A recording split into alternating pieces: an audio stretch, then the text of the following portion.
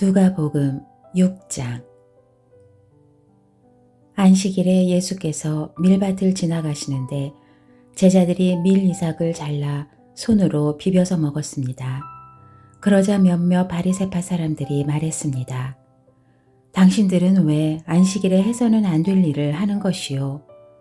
예수께서 그들에게 대답하셨습니다. 다윗과 그 일행이 굶주렸을 때 다윗이 한 일을 읽어보지 못했느냐? 다윗이 하나님의 집에 들어가 제사장만 먹게 돼 있는 진설병을 자신이 먹고 또 자기 일행에게도 나눠주지 않았느냐? 그러고 나서 예수께서 바리새파 사람들에게 말씀하셨습니다. 인자는 안식일의 주인이다. 또 다른 안식일에 예수께서 회당에 들어가 가르치셨는데 거기에 오른손이 오그라든 사람이 있었습니다. 바리새파 사람들과 율법학자들은 예수를 고소할 구실을 찾으려고 안식일에 예수께서 병을 고치시는지 안 고치시는지 엿보고 있었습니다. 그러나 예수께서는 그들의 속마음을 꿰뚫어 보시고 손이 오그라든 사람에게 말씀하셨습니다. 일어나 앞으로 나오너라. 그러자 그가 일어나 앞으로 나왔습니다. 그리고 예수께서 그들에게 말씀하셨습니다. 내가 너희에게 묻겠다. 안식일에 선한 일을 하는 것과 악한 일을 하는 것 중 어느 것이 옳으냐? 사람을 살리는 것과 죽이는 것 중 어느 것이 옳으냐? 예수께서는 그들 모두를 둘러보고는 그 사람에게 말씀하셨습니다. 내 손을 펴보아라. 그가 손을 펴자 그의 손이 회복됐습니다. 그러나 그들은 화가 나서 예수를 어떻게 해야 할지 서로 의논했습니다. 그 무렵 예수께서 기도하시기 위해 산으로 올라가 밤을 새워 하나님께 기도하셨습니다. 날이 밝자 예수께서는 제자들을 불러 그중 12명을 뽑아 사도로 부르셨습니다.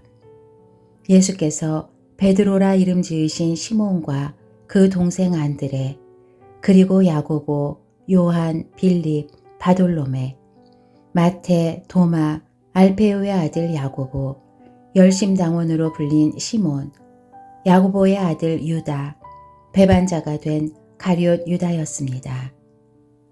예수께서 제자들과 함께 산에서 내려와 평지에 서 계셨습니다. 거기에는 제자들의 큰 무리가 있었고 또 온 유대와 예루살렘과 두로와 시돈의 해안 지방에서 모여든 많은 백성이 큰 무리를 이루고 있었습니다. 그들은 예수의 말씀도 듣고 자기들의 병도 고치고자 몰려온 사람들이었습니다. 더러운 영들에게 시달리던 사람들도 있었는데 그들은 낫게 됐습니다. 그러자 사람들은 모두 예수를 만져보려고 애썼습니다. 예수에게서 능력이 나와 그들을 모두 고쳐주었기 때문입니다. 예수께서 눈을 들어 제자들을 보시며 말씀하셨습니다. 너희 가난한 사람들은 복이 있으니 하나님 나라가 너희의 것이다. 너희 지금 굶주리는 사람들은 복이 있으니 너희가 배부르게 될 것이다. 너희 지금 울고 있는 사람들은 복이 있으니 너희가 웃게 될 것이다. 인자 때문에 너희를 미워하고 배척하고 욕하고 너희 이름을 악하다고 밀쳐내도 너희에게 복이 있을 것이다. 그날에는 너희가 기뻐하고 즐거워하라. 하늘에서 너희 상이 크기 때문이다. 그들의 조상들도 예언자들에게 이렇게 대했다. 그러나 너희 지금 부요한 사람들은 화가 있다. 너희가 이미 너희의 위로를 다 받았기 때문이다. 너희 지금 배부른 사람들은 화가 있다. 너희가 굶주리게 될 것이기 때문이다. 너희 지금 웃고 있는 사람들은 화가 있다. 너희가 슬퍼하며 울게 될 것이기 때문이다. 모든 사람에게 칭찬받는 사람들은 화가 있다. 그들의 조상들도 거짓 예언자들에게 이렇게 대했다.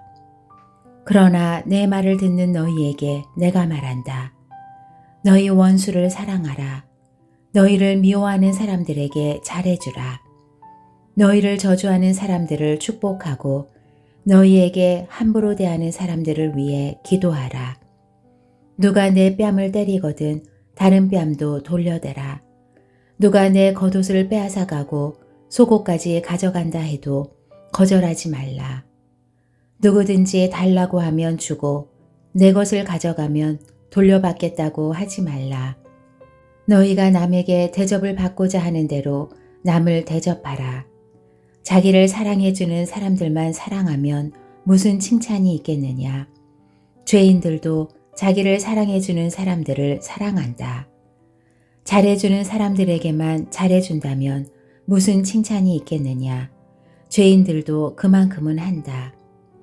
돌려받을 생각으로 남에게 구워주면 무슨 칭찬이 있겠느냐. 죄인들도 고스란히 돌려받을 생각으로 다른 죄인들에게 빌려준다. 그러나 너희는 원수를 사랑하고 잘해주며 돌려받을 생각 말고 빌려주라. 그러면 너희 상이 클 것이고 너희가 지극히 높으신 분의 아들이 될 것이다. 하나님께서는 은혜를 모르는 사람들과 악한 사람들에게도 인자하시기 때문이다. 너희 아버지께서 자비로우신 것처럼 너희도 자비로운 사람이 되라. 남을 판단하지 말라. 그러면 너희도 판단받지 않을 것이다. 남을 정죄하지 말라. 그러면 너희도 정죄받지 않을 것이다. 용서하라. 그러면 너희도 용서받을 것이다. 남에게 주라. 그러면 너희가 받을 것이다. 그것도 많이 꾹꾹 눌러 흔들어서 넘치도록 너희 품에 안겨줄 것이다. 너희가 남을 저울질하는 만큼 너희도 저울질 당할 것이다. 예수께서 또한 그들에게 이런 비유를 들려주셨습니다. 눈먼 사람이 눈먼 사람을 인도할 수 있느냐? 그러면 둘 다 구덩이에 빠지지 않겠느냐? 학생이 스승보다 나을 수 없다. 그러나 누구든지 다 배우고 나면 자기 스승과 같이 될 것이다. 어째서 너는 내 형제의 눈에 있는 티는 보면서 내 눈에 있는 들보는 깨닫지 못하느냐? 내 눈에 있는 들보는 보지 못하면서 어떻게 형제에게 형제여 내 눈에 있는 티를 빼자 라고 하겠느냐? 위선자여 먼저 내 눈에서 들보를 빼내라. 그런 후에야 내가 정확히 보고 형제의 눈 속에 있는 티를 빼낼 수 있을 것이다. 좋은 나무는 나쁜 열매를 맺지 않고 나쁜 나무는 좋은 열매를 맺을 수 없다. 나무마다 그 열매를 보면 안다. 가시나무에서 무화과를 딸 수 없고 찔레나무에서 포도를 딸 수 없는 법이다. 선한 사람은 마음속에 선한 것을 두었다가 선한 것을 내놓고 악한 사람은 마음속에 악한 것을 두었다가 악한 것을 내놓는다. 사람은 마음에 가득 찬 것을 입으로 말하는 법이다. 어째서 너희는 나를 주여 주여 하고 부르면서 내가 말하는 것은 행하지 않느냐? 내게 와서 내 말을 듣고 그대로 실천에 옮기는 사람이 어떤 사람과 같은지 너희에게 보여주겠다. 그는 땅을 깊이 파고 바위 위에 단단히 기초를 세운 건축자와 같다. 홍수가 나서 폭우가 덮쳐도 그 집은 흔들리지 않았다.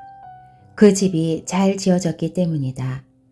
그러나 내 말을 듣고도 실천에 옮기지 않는 사람은 기초 없이 맨 땅에 집을 지은 사람과 같다. 그 집은 폭우가 덮치는 즉시 무너져 폭삭 주저앉았다.